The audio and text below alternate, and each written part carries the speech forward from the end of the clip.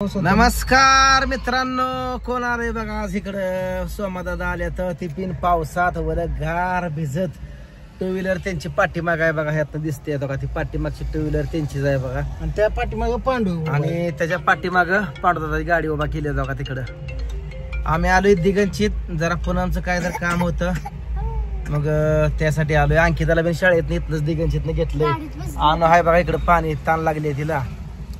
पेटल गेली आज ती. आमच्याकडे कराय ना बैल पोळा, त्यामुळे गाडी आज जात नाही. त्यामुळे आम्ही आपलं इथंच पेट्रोल पंपापाशी गाड्या उभा करून उभा राहिलोय. पूजात आहे ह्यांची समधी आली, पूजा आली, पांडू आलाय आणि पिऊ आली, प्रियंका, मी आणि दुर्गा माव. बाकीचे समधी घरी ठेवले. ते कृष्णा, ओम, राधा ही शाळेमुळे घरी ठेवल्या. त्यांना सांभाळ आई आणि वडील आहेत आपा. प्रवास कसा झाला? प्रवास काय सांगू तुम्हाला. एक तर आज होती गुरुपौर्णिमा, त्यामुळे आम्ही उशिरा निघलो. लेकर ह्याय ती बारकी म्हणून उशिरा की बाबा पौर्णिमा संपन म्हणल्या. रात्री 9:15 चालू झाली, 2:15 संपन. 1-2च्या दरम्यान निघलो. पुढे आल्यानंतर मला एक गाडी जमत नाही, मी मोटरसायकल घेतली. बाकी गाडीत जे पावसाने आगमन केलं नुसतं जोडपून काढलं. थांबून जमत नाही, लांबच्या पर्वत थांबून जमत नाही. पाऊस लय झालं 1.5 किलोमीटर असतं, तिथून पुढे ऊन असतंय. ऊन की सावली की पाऊस, ऊन की सावली की पाऊस. वाळायचो की भिजायचो की नीट व्हायचो. वाळी केस ही शर्ट जर्किंग फिरकिंग आणलं होतं. पांडूची गाडी पुढे आम्ही संघट आलोय. रस्ता पण माहित नव्हता. गाडीत जागा शिल्लक असताना टू व्हीलर गेल्या वेळेला 2-3 वेळा हुकलो होतो. तिसऱ्या हे वेळेला डायरेक्ट. आणि आल्या निलेश दादा म्हणले की घरी तिकडं कोणच नाही, इथंच आम्ही कपडे वगैरे घेतोय, तर इकडेच. मग इथं आल्यानंतर आता भेट झाला. आम्ही समजा इथं थांबलोय. पाठीमागे पांडू आणि आपलं पूनम ताई आणि आपली पूजन प्रियंका, ते 3 जण गेले. त्या काहीतरी सामान आणाय, तोपर्यंत आम्ही इथं वेट करत बसलोय. आम्हाला अजून केक ही घ्यायचा आहे. आता ती केक घ्यायला लागलो होतो. पांडुदादानं फोन केला, मी केक घेणार घेऊन लागा अजिबात म्हणून. ती म्हणत होता मी केक घेतो केवढा पाहिजे.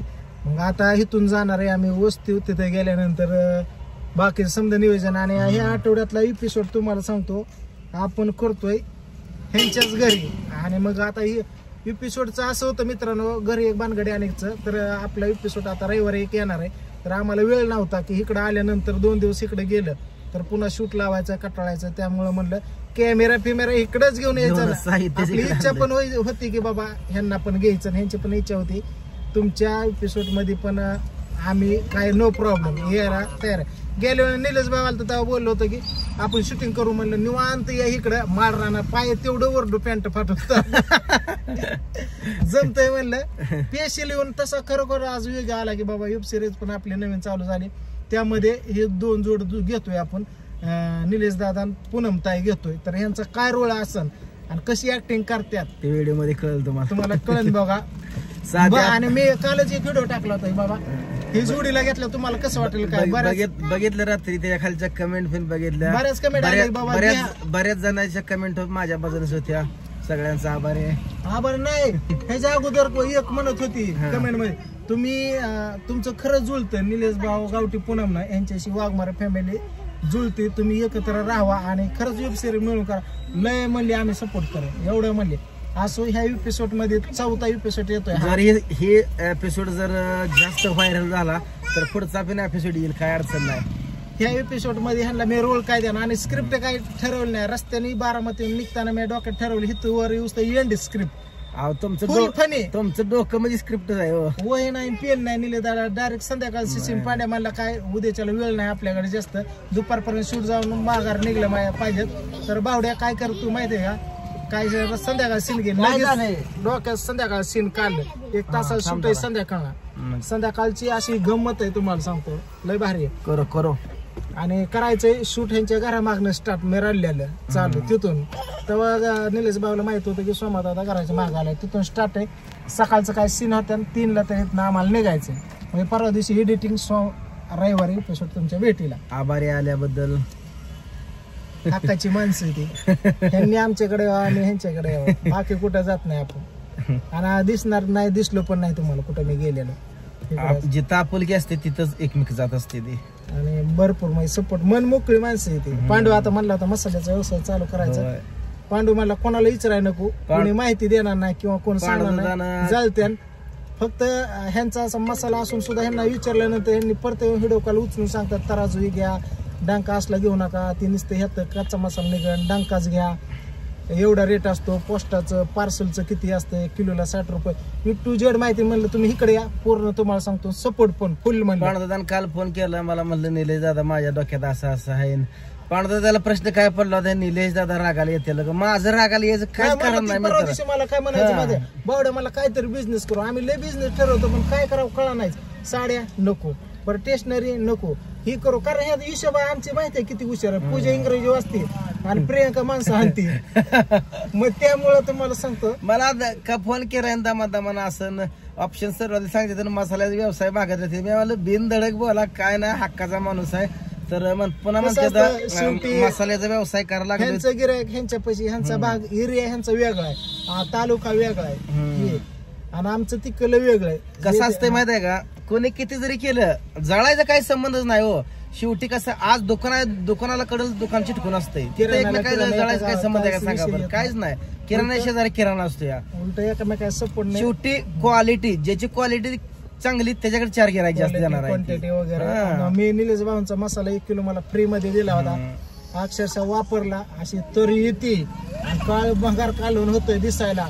भले टेस्ट असून नाही तर कोणी बिन धंदा चालू करू दे, आपला मराठी माणूस पुढे गेला पाहिजे, सपोर्ट राहायला पाहिजे. काय लोक सांगत नाही ती, पण आपण तसं नाही. पांडुदादाला काल कधी बी विचारा, पांडुदादा एनी टाइम सुरुवाती 1 तास पांडुदादा बोलत होतो, काय पाहिजे तुम्हाला. गेलतो तेव्हा निलेश भाऊंना कॉल केला. निलेश भाऊ म्हणला इलेक्ट्रॉनिक डांका घेऊ नका, मसाल्याला टेस्ट येणार नाही, ते 50,000 गुतवचा दळायची गिरण काय अर्धा म्हणलं असतं घेऊन टाक. नाही काय करायचं. तिथं थांबवलं, परत त्याला तराजूचं सांगितलं विषय.